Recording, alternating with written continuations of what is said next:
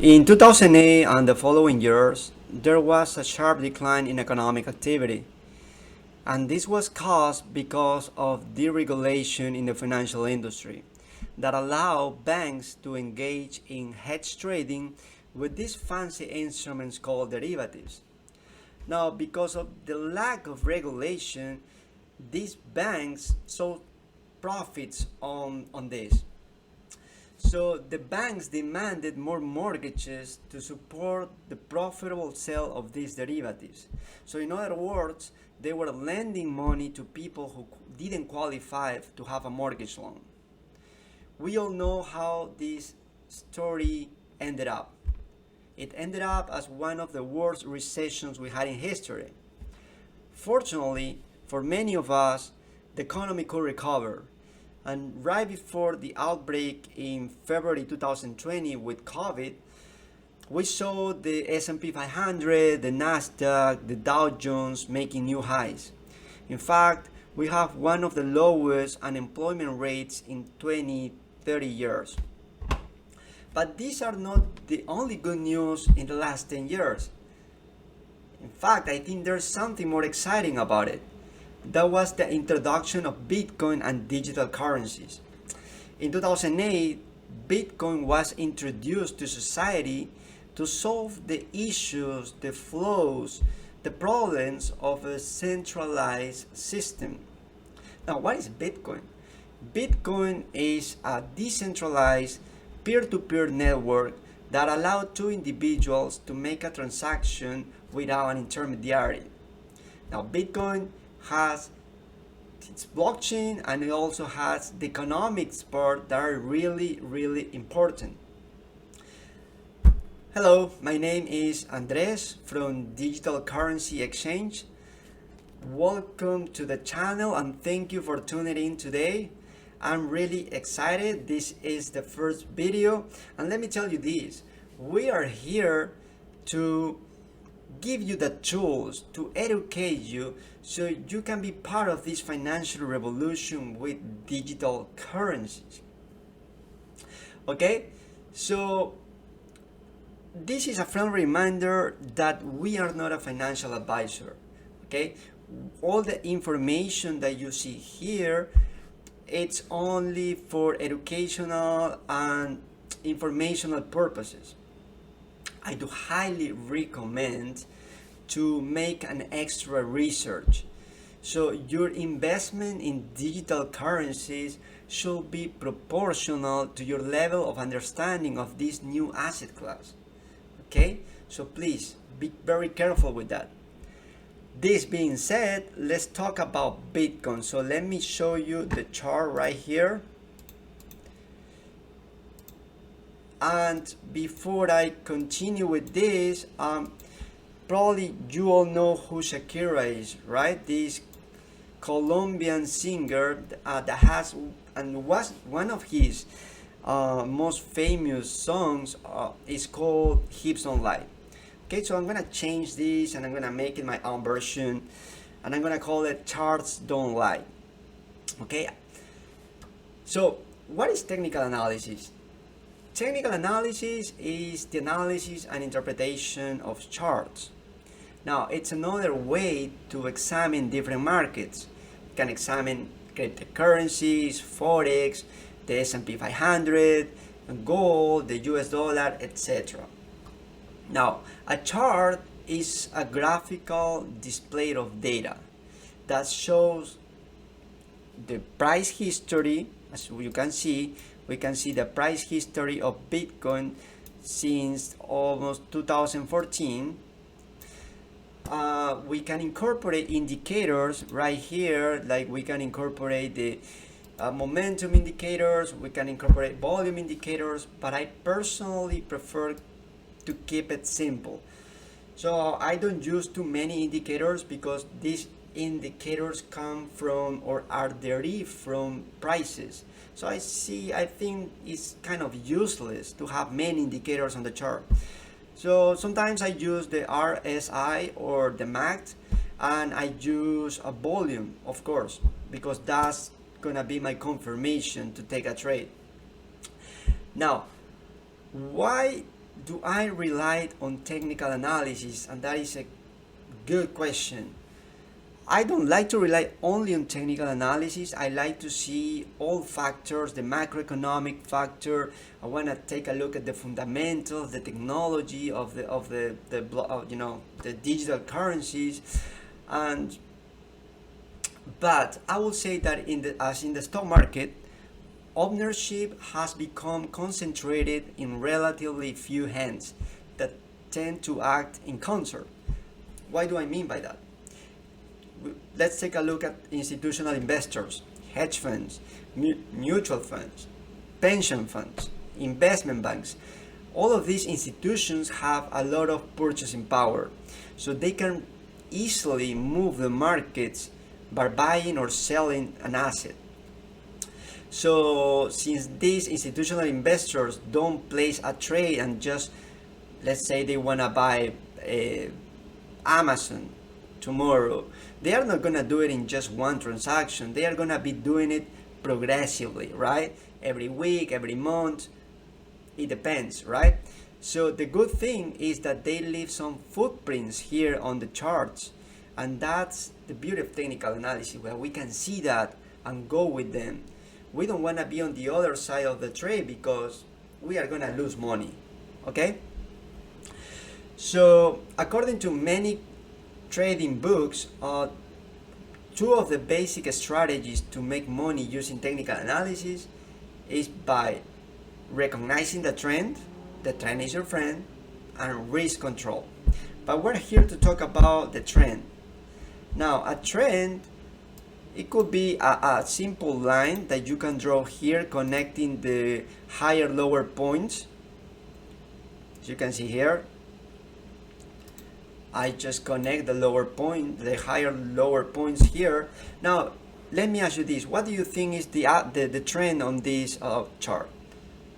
Now, compare this with the US dollar. Let me see, what do you think about the US dollar?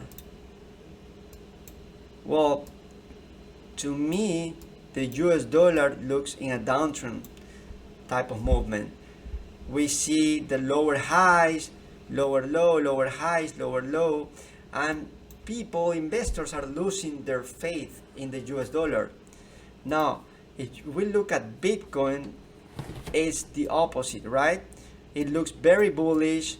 It looks like there's a lot of demand. Now, when there's a trend, an uptrend or a downtrend, it's because there is an imbalance of supply and demand. So we can see that in Bitcoin, demand is more aggressive, is more anxious, right? Okay, now that we know what is a trend, or in fact, I'm not sure if I said this before, but a trend is a directional movement of prices that remains in effect long enough to be identified and still be profitable.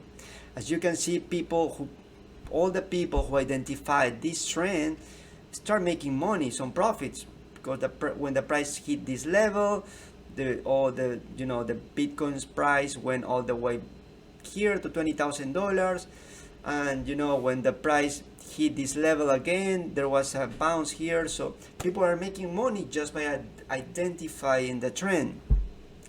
Now, what happened in 2017?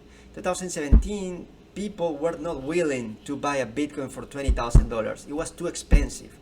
So all the people who bought Bitcoin at levels of 600 or even lower levels, when they saw Bitcoin coming all the way to almost $20,000, they say, well, it's enough. I want to take some profits. And that's reasonable. That's why you trade. You need to take some profits. Now, since there was a panic selling here, the price came all the way here. And as you can see, it bounced and then it came back again, testing this line. And finally, it was breaking. It was breaking. Now, what happened here in February 2020? The COVID outbreak was very scary for investors, that not only push investors to sell their digital currencies like Bitcoin, but also in other markets. And let's take a look. So for example, if you look at the S&P 500, you're gonna see the same correction. We take a look at Nasdaq, same correction. The 10-year US Treasury, same correction. Oil, same correction. Gold, same correction. So as you can see, Bitcoin was not the only asset that was affected by this COVID outbreak. Now let's go back to Bitcoin. Okay, so now since this was a breakout, you may be wondering why it came all the way to 4,000, the 4,000 level. Well, I found something very interesting here, and this is what we call the polarity effect. Polarity effect is the idea that a former resistance level becomes support and vice versa. A former support level becomes resistance. Why? Because the psychology of traders, of people, react in that way.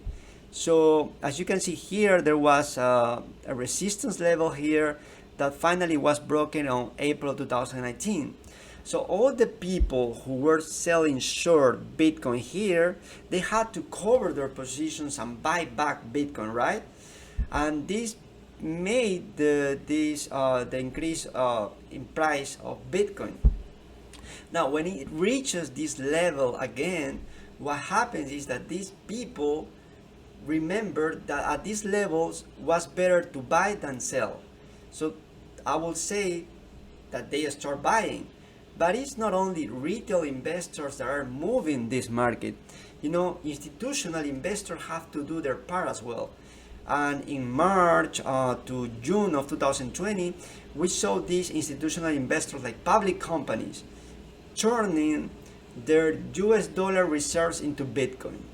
And that was huge. That's why we see this parabolic movement to almost $65,000. Now, in the last weeks, the last months, Bitcoin is kind of stuck at this level, right? The level of $59,000, $60,000. And there is a lot of people asking me, Andres, what's happening? Is Bitcoin gonna crash? Is Bitcoin going to zero? No, I don't think Bitcoin is going to zero. There is a lot of speculation of what was the catalyst for this recent pullback, and I think that the most reasonable explanation is that the high levels of leverage. In the last months, you've seen that the price of Bitcoin went from $18,000 to $25,000, from $25,000 to $39,000, from $39,000 to $49,000.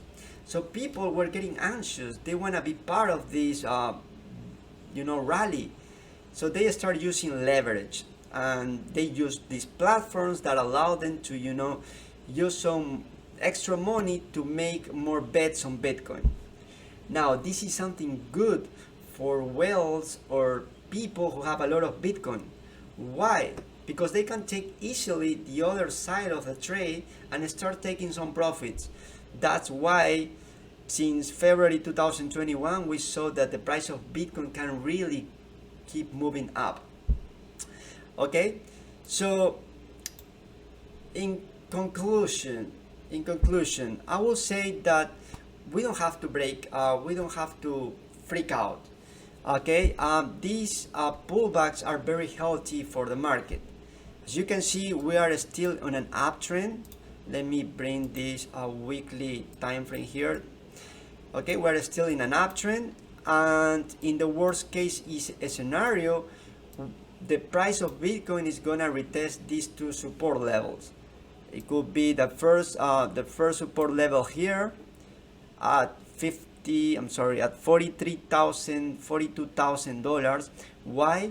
Because there was resistance here, and it acted as a support here, and it might act as a support.